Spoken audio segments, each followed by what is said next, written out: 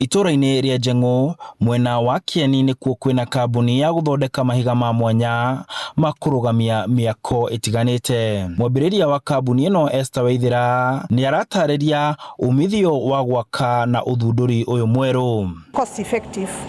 Mũndũ agĩaka na ici ĩsavaga labor na ndũkũgũra cuma, koguo ĩkoragwo very cheap, ĩkoragwo cheaper. You actually save about 30 to 45% of the other solid slab.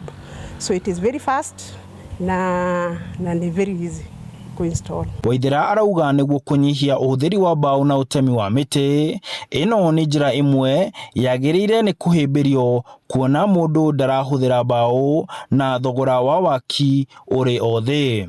Ndũhũthagĩra formwork ya mbaũ ona hanini.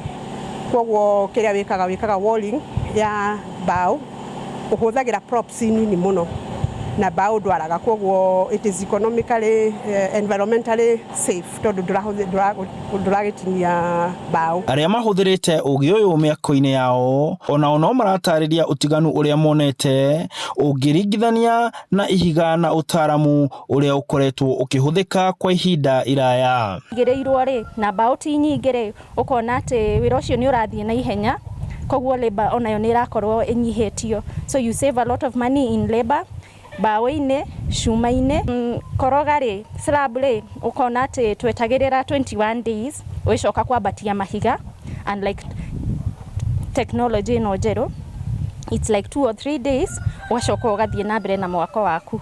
Rĩu ũkona nĩ ũra save time. Mabundi nao marongerera atĩ waki ũyũ nĩ ũranyihia ihinda rĩa mwako ũngĩringithania na njĩra ya tene ya gwaka nyũmba, na oho wĩra wao ũgakorwo ũrĩ mũhũthũ.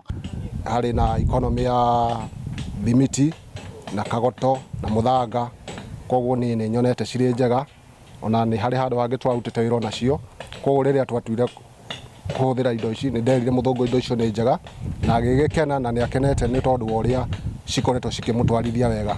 Handũ-inĩ ha Inooro TV ndĩ Njeng'ũ kaunti-inĩ ya Nyeri, njĩtagwo Martin Mũnene.